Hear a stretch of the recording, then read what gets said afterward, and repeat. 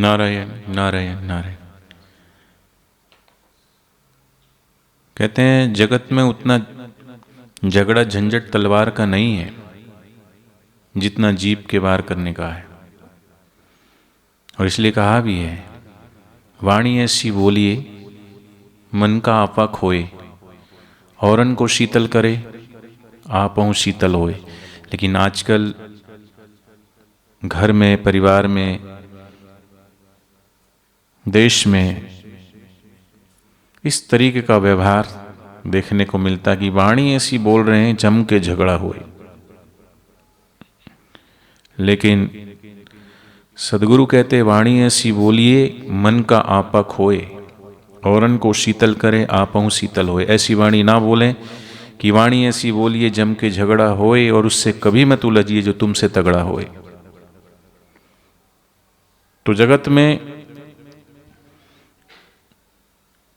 उतना झगड़ा झंझट तलवार का नहीं है जितना जीभ के वार का है। आज हम देख सकते हैं समाचारों में डिबेट होती है, ये कोई तलवार लेकर के नहीं लड़ते हैं, कोई रिवॉल्वर लेकर ही नहीं लड़ते हैं, जुबानी लड़ाई होती है। तो जितना जीभ का वार है, संसारी हो या साधक, इधर किसी की जीभ जरा सी हिली, उधर मन पर घाव पड़ा कि हाय हाय मेरा अपमान हो गया। यहां थप्पड़ मार करके प्रेम के वचन बोलने वाला प्रिय है, गोद में बैठाकर गाली देने वाला शत्रु है। एक संत ही हैं जो लाख गाली खाकर भी मुस्कुराता है। कारण क्या है? थोड़ा विचार करें। मान और अपमान नाम की जगत में कोई वस्तु हाथ में रखे हुए फल जैसी आंख की पकड़ में नहीं आती।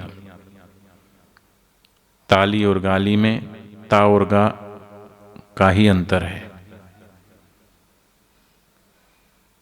मन ही खिलता और मुरझाता है, असल में बढ़ता या घटता कुछ नहीं।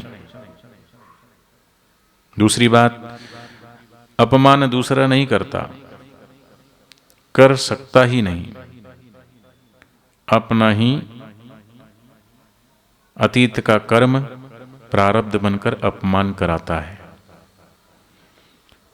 प्रारब्ध का फल तो कुछ भी होना संभव है, प्रारब्ध का फल हो तो कुछ भी होना संभव है। शारीरिक चोट, मार पिटाई, धन संपत्ति की हानि, स्वजन का वियोग, अपंग हो जाना, कोर्ट कचहरी के मुकदमे आदि आदि।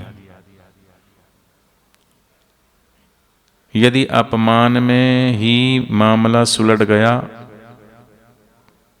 तो वह हम पर कितनी कृपा हुई कि अपमान मात्र से काम चल गया, कुछ घिसा भी नहीं और प्रारब्ध भी कट गया। इसलिए सदगुरु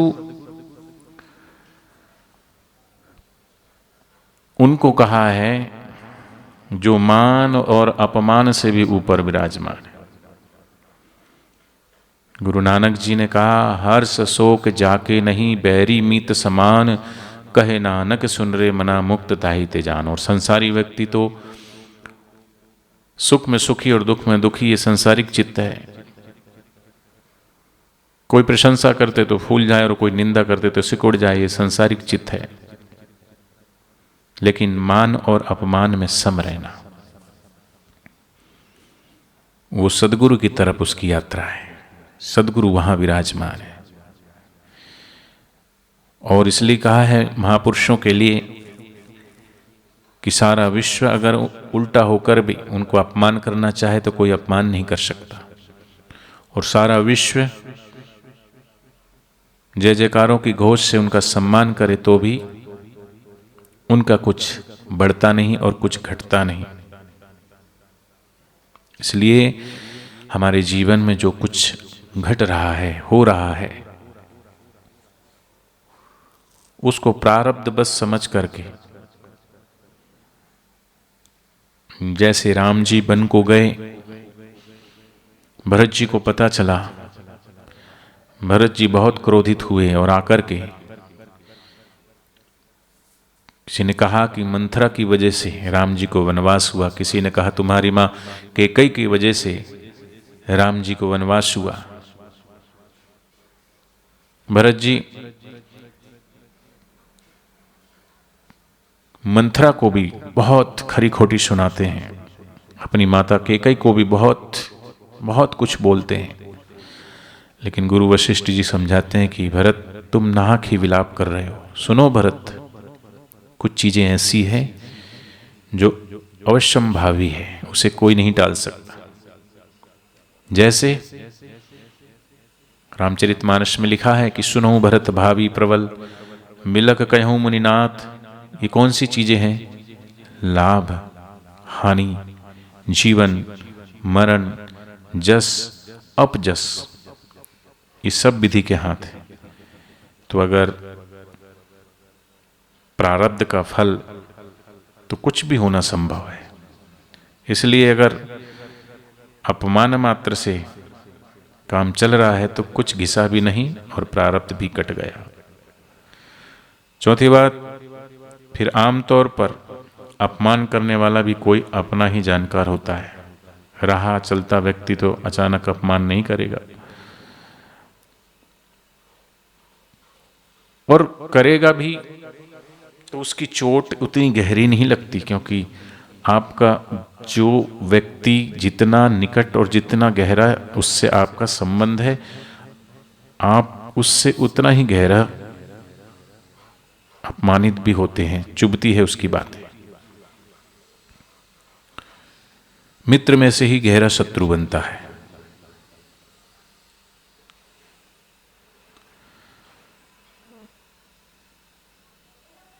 तो यह भी कृपा ही है कि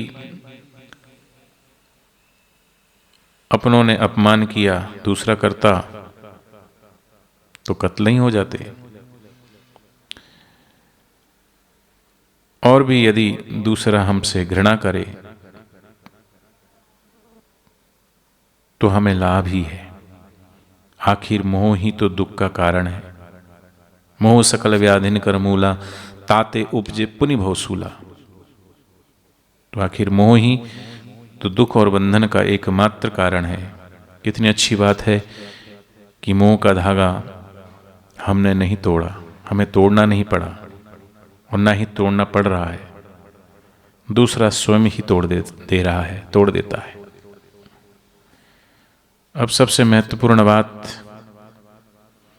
प्रहलाद, ध्रुव, अर्जुन, मीरा, तुलसी, कबीर, नरसी, एकनाथ, रामकृष्ण, यहाँ तक कि स्वयं भगवान तक को कितना अपमान सहन नहीं करना पड़ा,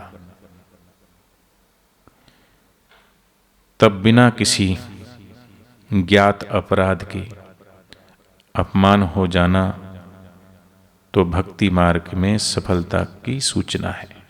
इसलिए कोई आपका अपमान कर दे या कर रहा है तो आप सिकुड़िए नहीं। गुरुदेव कहते हैं बदकर्म ना करें, बदनामी होती है तो होने दो। तो इसलिए हमारे जीवन में जो भी घटनाएं घट रही है, साधक का ये कर्तव्य है कि साक्षी भाव से उसे देखते हुए अपनी सेवा में, अपनी साधना में गुरु के वचनों की तरफ बढ़ता जाए, गुरु ज्ञान की ओर, गुरु ध्यान की ओर, गुरु प्रेम की ओर, गुरु चरणों की प्रीति की ओर दिन प्रतिदिन बढ़ता ही जाए। बाकी सब कुछ गुरुदेव के ऊपर छोड़ दें, ईश्वर के ऊपर छोड़ दें। गुरु ईश्वर दोनों एक ही है।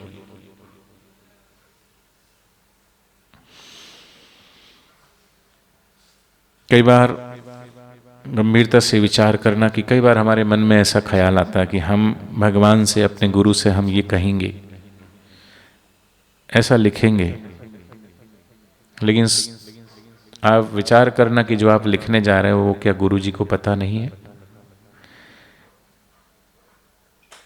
क्या जो लिखने जा रहे हो उसका उत्तर पहले ही गुरुजी ने नहीं दे दिया है?